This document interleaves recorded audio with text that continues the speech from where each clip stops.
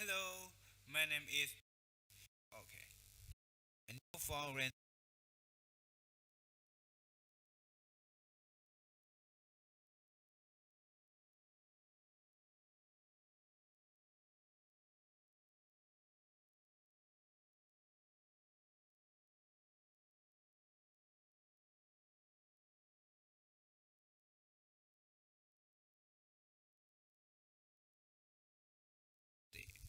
40, 80, 20, and the text of button is button 1. Okay.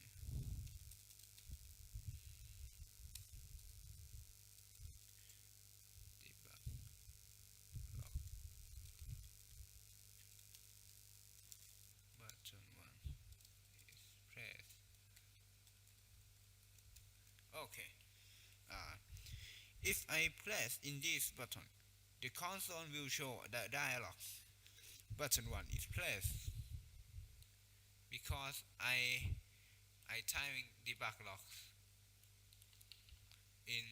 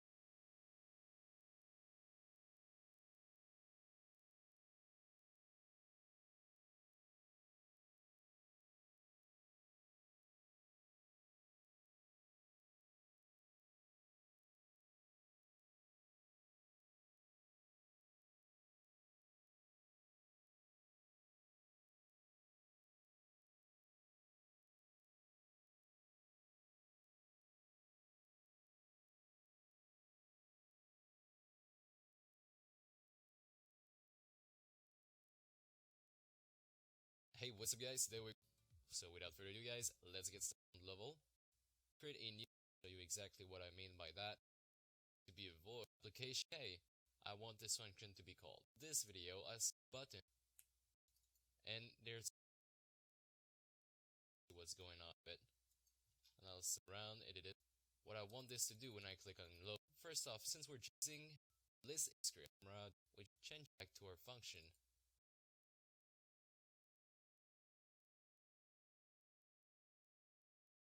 We can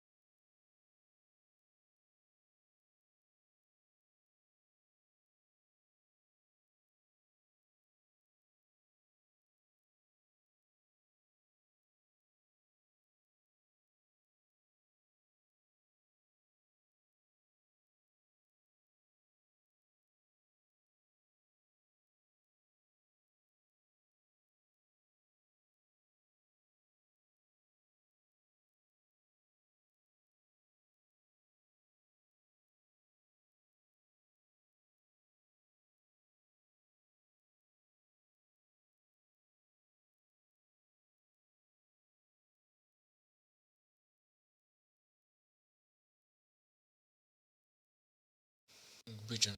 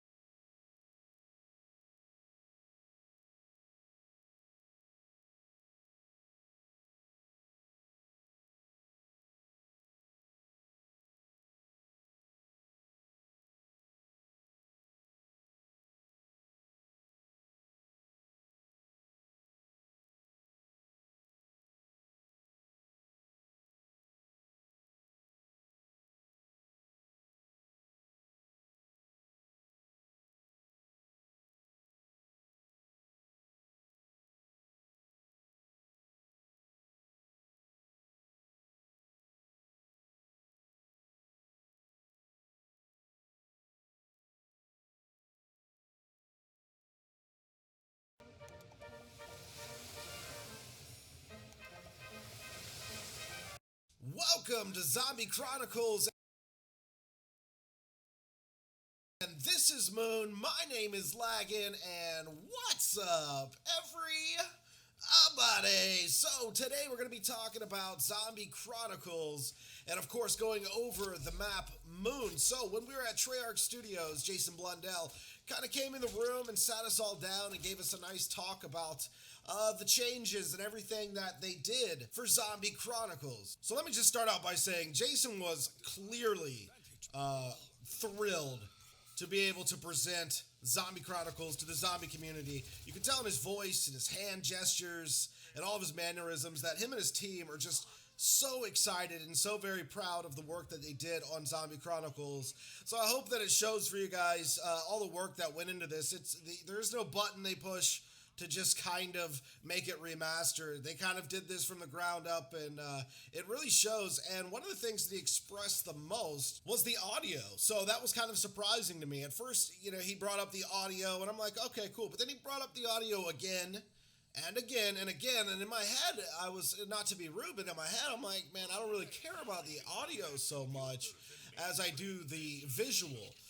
But boy, was I wrong. I put on those headphones and cranked up the audio while I was playing. So many sounds are different, you guys. So many sounds. First of all, you can hear like brick and stuff crumbling beneath your feet as you're walking on loose items in the game. So if you're walking over some loose brick, you're going to hear that brick. If you're walking over broken glass, you're going to hear that crunching. And it all sounds wonderful because they didn't have to like bring the sound down to be compatible with the consoles of today.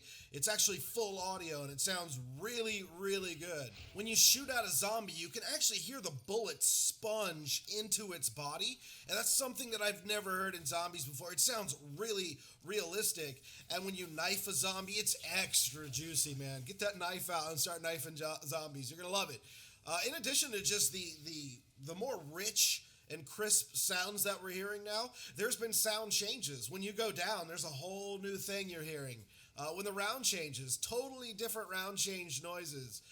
When you go to pick up a power drop, there's a sound change for that now too. So it's a different experience, Zombie Chronicles, both visually, which we all expected, and with the audio as well. And the audio really, really surprised me. I didn't expect it to have the impact that it does on Zombie Chronicles. So I'm very, very, I'm like Jason on this one. Guys, crank up your headphones, put it in surround sound, really give that audio a listen, and it's going to change everything for you. It's crazy how much audio did for this. So of course you guys have been tweeting me questions, and then yesterday's video, a lot of questions down in the comment section about what we can expect from Zombie Chronicles. Now, at the time of me recording this video, I don't know the price. However, Treyarch did a live stream earlier today, and I'm sure the price point was brought up in that. So I'll just leave a comment down below, or I'll put it in the description so you guys know how much it cost. So PhD Flopper was something that's been brought up a lot, and people are curious to know, like, PhD Flopper, is it a thing?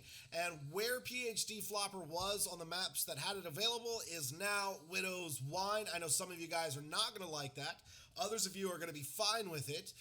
But that's what we're dealing with. We've got Widow's Wine instead of PhD Flopper on most of the maps that I paid attention to. I can confirm, like Moon, the machine is Widow's Wine. You'll have to wait for some other days, though, to see the other maps. And, like Ascension had a PhD Flopper machine. It has Widow's Wine now as well. Another question was the guns. The guns, will they be old guns? Will they be new guns? Well, they're Black Ops 3 guns. We are playing on Black Ops 3. However, most of you guys will be super happy to know that in addition to the Black Ops 3 guns, I believe every map has the Ray Gun Mark II in the box now. And that's like, I'm talking about other maps that you wouldn't even expect it on. So that's really, really cool. So we got the Ray Gun Mark II everywhere. Most of the map have a really cool surprise inside the mystery box. The Annihilator is now a gun you can pull from the box. It still goes into your specialist slot, and it's limited by powering it up, but we now have the Annihilator on most of the maps as well. I say most because some maps I didn't get it on, but it's probably in every single map. But, you got to spin the box. But I'm pretty sure I saw it in the box on every map. So the Annihilator, Ray Gun Mark II. And then, of course, finally talking about weapons here, all of the maps have their special wonder weapon on. So we're playing Moon. Of course, we got the wave gun, and we've got the QED device. Monkey bombs are in there as well as the Gersh device. So everything that you would expect to kind of be in the box is in the box, plus some other goodies. So I think that's really cool. We got a great variety of weaponry. Oh my god, I almost totally forgot that we should probably talk about the fact there's gobblegum on the map. So right now, down in the comments section below, I want to know what you guys think about having gobblegum on some of these maps that you deem as classic maps. So we're talking about World at War maps and Black Ops 1 maps. Are you guys okay with there being gobblegum on those maps? I, for one, am okay with it. It's going to allow me to do some fun new challenges that I couldn't do before.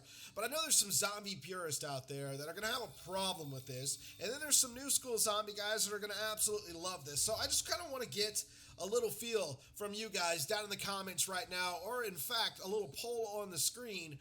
If you could just participate in that. Just very curious to know. Gobblegums, yes or no?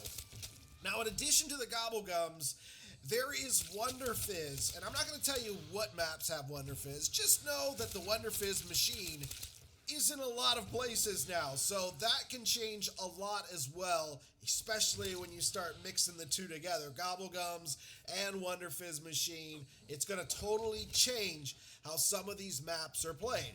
I, for one, am okay with both of them being there. Like I said, it's going to allow me to do some fun challenges.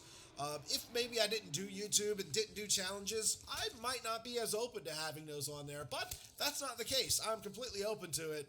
So let me know down below, dudes, what you think of gobblegum in Zombie Chronicle. Now, as far as Easter eggs go, everybody's been asking about Easter eggs too. The Easter eggs are done exactly the same. Now, there's a slight difference on one of the maps, but we'll get to that when we get to it. But as far as the Easter egg on Moon goes, it seems to work exactly the same. So I did the Easter egg with Reed, Milo, and MC Sports Hawk while we were at the capture event, and you know, we opened up the MPD, and Samantha was in there and everything, and all the steps were the same. We didn't get far enough to blow up the Earth because we kind of ran out of time, but it was still very cool to do all the steps just like you're used to doing them. Oh, and by the way, guys, I think Moon is probably the most jaw-dropping remaster out of the entire bunch. I look at Moon, and in certain spots, it seems like a totally different map. I mean, we're talking, and I think it's great. It's a little more saturated, and I think I love the way things like that. It just doesn't look. Moon is probably the most. You next time.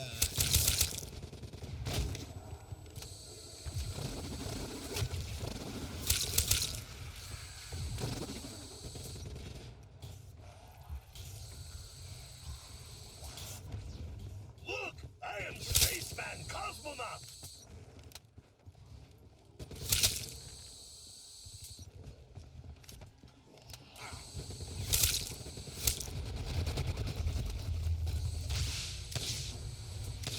Shit, no bullets.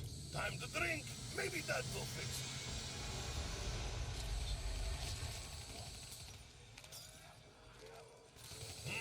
Spicy. Add some vodka, tomato, celery. Now it's a drink. For what? Okay, someone give me their gun, and you can have my gun. It has full ammo, I swear.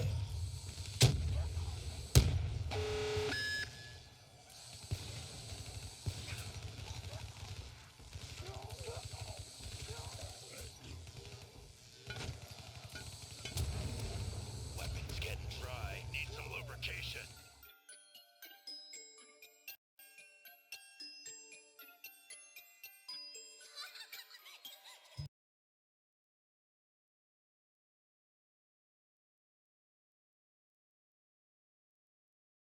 And we are back.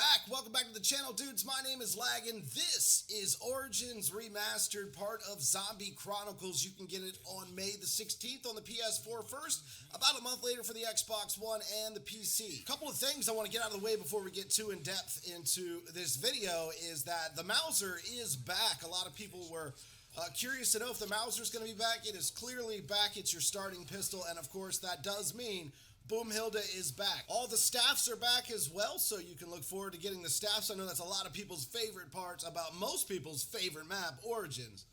Places, so don't be surprised if you see the Annihilator in the box on Origins Remastered. So the Easter egg's the same, it's all the same steps, so you guys that love doing the Origins Easter egg can still do that. The G-Strike is still here, the fists are still here, the pans are still here. I believe the camo is the exact same. So that's kind of an overlook at Origins and what you can expect. Now obviously the map looks so much better, it's very clean looking, the textures are great, the lighting is incredible, the sounds are awesome, and I just know you dudes are going to love this map.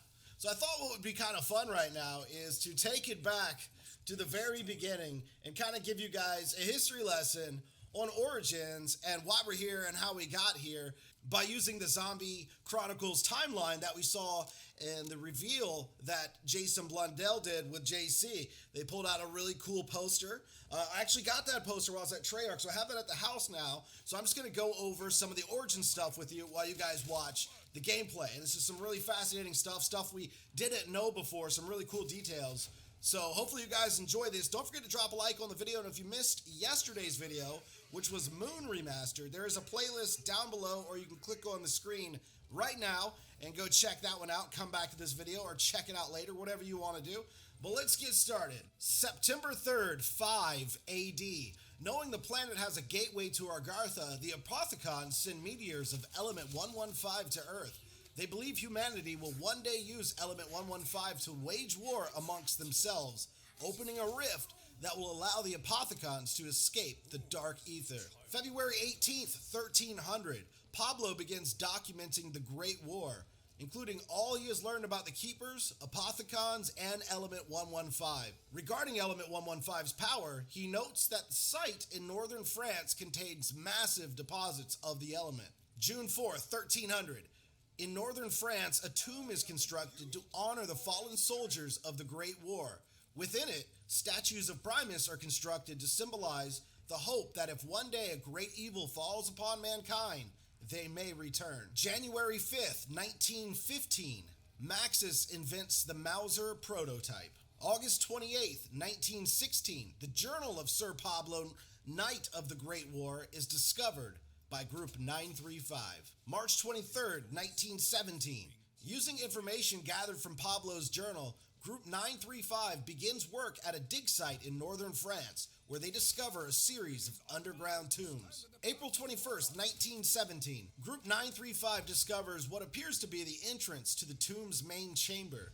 They struggle to gain access. May 11th, 1917, unable to access the main chamber, soldiers listen to a gramophone to alleviate their frustration. When listening to a recording of La Source Noire, the entrance to the main chamber unexpectedly opens. The camp exposure to Element 115 begins. May 21st, 1917. Using information from Pablo's journal and the tomb's main chamber, Maxis draws schematics for the creation of 4 elemental staffs and instructs Richtofen to begin their construction. May 29th, 1917. The more Maxis reads of the Great War, the more he begins to question his understanding of the scientific world and the true nature of the universe itself. He finds himself open to the possibility of a higher power. June 11th, 1917. As Group 935 experiments with 115, they successfully create localized energy fields which appear to function as portals. Maxis speculates that the rifts may have opened gateways across space and time. The rift allows Samantha to reach out to Maxis from Argartha. She begs for his help and ultimately reveals she is his daughter. June 15th, 1917. An ancient box with the power to manifest weapons from different eras arrive through the portal. Maxis fears that Element 115 is disrupting the space-time continuum. July 1st, 1917. Following the installation of Element 115 powered generators, reports surfaced regarding ancient figures emerging from the dig site, corresponding with the mysterious deaths of a number of Group 935 soldiers. The ancient figures are undead knights from the Great War. September 10th, 1917. Using Element 115, Group 935 constructs Freya, Odin, and Thor, giant robots who they believe will secure victory for the Central Powers. September 22nd, 1917, Richtofen notes that in spite Group 935's progress at the dig site, he is troubled by Max's growing obsession with Pablo's diary. October 6, 1917, Takio is dispatched to France by the Emperor to gather intel on Group 935's weapon technology. November 19th, 1917, following reports of a prototyped armored weaponry, strange lights in the sky, and mysterious plague, and even giant metal men, Tank Dempsey is deployed to northern France to assess the extent of Group 935's capabilities. December 10th, 1917, already exiled in Europe, Nikolai receives new orders from the Imperial Russian Army to investigate the enemy war machine. Still loyal to the motherland, he willingly obliges. May 1st, 1918, Maxis is obsessed with the voice of Samantha, who now speaks to him constantly. He believes her to be the key to everything. May 12th, 1918, believing that his mentor has been affected by Element 115 like others at the dig site, Richtofen reports Maxis' erratic behavior to Group 935 senior staff. May 13th, 1918, Richtofen learns from Pablo's journal that Northern France dig site may be the single largest deposit of Element 115 on Earth. He believes this explains why it has affected so many at the site. May 14th, 1918, now completely consumed by Samantha's voice, Maxis swears he will no longer serve Group 935's mission. And finally, on June 4th, 1918, Element 115 awakens the undead knights from the Great War and quickly consumes the camp. Maxis is rendered catatonic by the element. Richtofen removes his brain before he turns.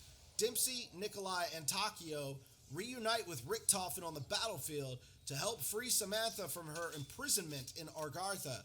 Primus has been reunited. Samantha sends Primus to their next destination.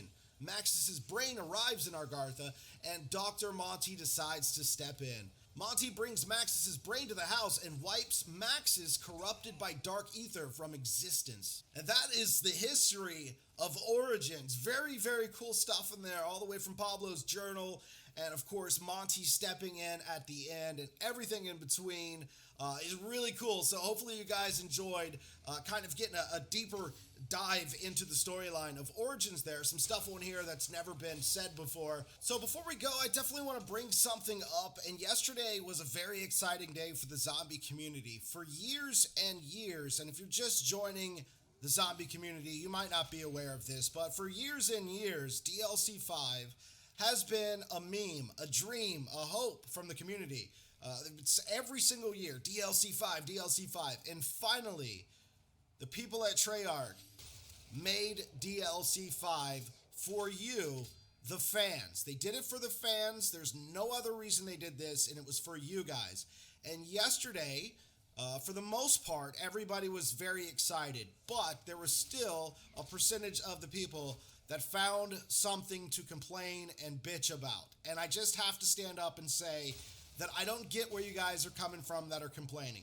PhD Flopper isn't on Black Ops 3 Zombie Chronicles. That was one of the big things that I kept seeing on my Twitter timeline and in the comments.